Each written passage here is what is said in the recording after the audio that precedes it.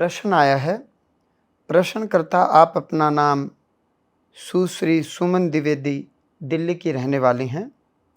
आपका प्रश्न है कि गुरुदेव, क्या ईश्वर एक है या अनेक हैं? और आगे आप पूछते हैं क्या वह साकार है या निराकार है? तो सुमन देवी जी, आपने एक ही प्रश्न में दो प्रश्न पूछे हैं कि क्या ईश्वर एक हैं और क्या वो साकार हैं कि निराकार हैं। पता नहीं आपके चित्त में ये बात कहाँ से आई। ईश्वर तो एक ही हैं, एक ही होते हैं। एक ही पूर्ण ब्रह्म परमात्मा ने संसार की अभिव्यक्ति के लिए अपने आप को 5 रूप में विभक्त किया। किस प्रकार हथेली एक है और सृजन के लिए हाथ बनाया गया। हथेली एक है, केवल हथेली से हम सृजन नहीं कर सकते, उंगलियां और अंगूठे की सहायता से हम कोई भी सृजनात्मक कार्य कर सकते हैं। तो जिस प्रकार पूर्ण ब्रह्म परमात्मा एक हैं, कर्ता भर्ता हर्ता, भगवान ब्रह्मा, भगवान विष्णु, भगवान महेश, कृपा और अनुग्रह के लिए गणेश और शक्ति के लिए दुर्गा माता। तो ये पांचों देव एक ही पूर्ण ब्रह्म परमात्मा से जुड़े हुए हैं। इनकी पूजा या पूर्ण ब्रह्म परमात्मा की पूजा एक ही बात है। अब इस बात की पुष्टि के लिए हम आपको बताना चाहेंगे, योग वशिष्ठ, ये महारामायण है। योग वशिष्ठ में यदि हम चलें अध्याय 32 श्लोक 29, तो इसमें भगवान राम के गुरु महर्षि वशिष्ठ प्रभु राम को कह रहे हैं, मानस शिव पूजा के बारे में बता रहे हैं। महर्षि वशिष्ठ कहते हैं कि हे राम, मैं एक बार कैलाश पर्वत की कंदरा में गया, जहां भगवान महादेव जी ने कहा कि ब्रह्म ज्ञानियों में अग्रगण्य मुनिवर, आज मैं आपको सर्वश्रेष्ठ देवार्चन का विधान कहता हूं, जिसको करने से मनुष्य तत्काल ही मुक्त हो जाता है। तो आगे उन्होंने कहा कि एकमात्र निर्गुण निराकार विज्ञानानंद घन विशुद्ध परमात्मा शिव ही पूज्य हैं, एकमात्र। अब इन्होंने कहा निर्गुण और निराकार। यहाँ निर्गुण का मतलब है जो गुणों से परे हैं, जो सत रज और तम से परे हैं। और निराकार का मतलब कि जिसका कोई स्पेसिफिक आकार न हो, कोई स्पेशल कोई आकार न हो। जैसे जल है, जल का कोई आकार नहीं है, मटके में डालोगे मटके जैसा, गिलास में डालोगे गिलास जैसा।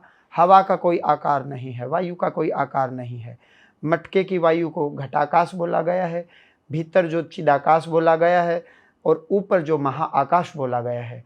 अग्नि का कोई आकार नहीं है। उसी प्रकार से परमात्मा का भी कोई सही आकार नहीं है। इसके अलावा गीता जी में भगवान जी स्वयं कहते हैं कि मैं साकार हूँ, और जब जब धर्म की हानि होती है तब तब मैं अवतार धारण करता हूँ। उन्होंने स्पष्ट कहा है, यदा यदा ही धर्मस्य ग्लानिर्भवति भारत अभ्युत्थानम धर्मस्य तदात्मानं सृजाम्यहम्। ये गीता जी के अध्याय 4 में श्लोक 7 में और 8 में स्पष्ट लिखा गया है कि जब जब धर्म की हानि होती है तब तब मैं अवतार धारण करता हूँ।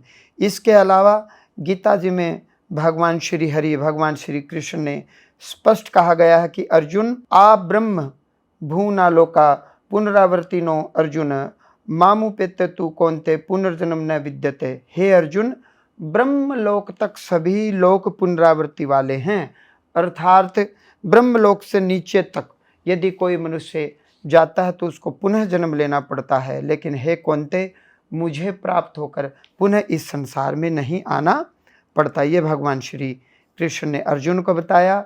इसके अलावा गीता जी के अध्याय 18 और श्लोक 66 में स्पष्ट कहा गया है कि सर्वधर्मान परित्यज्य मामेकं शरणं व्रज अहम तवा सर्व पापेभ्यो मोक्ष ऐष्यामि मा शुचः। संपूर्ण धर्मों को त्याग करके केवल और केवल एक मेरी शरण में आ जा, मैं तुझे संपूर्ण पापों से और दोषों से मुक्त कर दूंगा। तो ये केवल परमात्मा ही कह सकते हैं।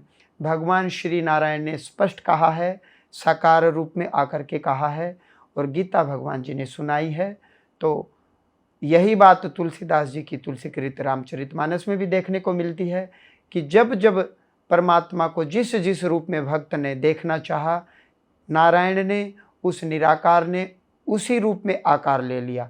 जिस प्रकार यदि आप गिलास के रूप में पानी को देखना चाहते हो तो गिलास में डाल दो, मटके के रूप में देखना चाहते हो तो मटके में डाल दो। तो ईश्वर का सही कोई रूप नहीं है।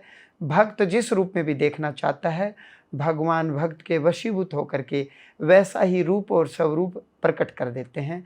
और इसके अलावा चतुर्भुज रूप भगवान का नाना प्रकार के महात्माओं ने दर्शन किया। एक हाथ में गदा है, पद्म है, चक्र है और आशीर्वाद है। आगे आपकी सोच, आपकी इच्छा, लेकिन महापुराणों में इसका स्पष्ट वर्णन आया है कि परमात्मा साकार हैं और उनके धाम में जाकर के पुनः लौटना नहीं पड़ता। आशा करते हैं हमारी बात आपकी समझ में जरूर आई होगी।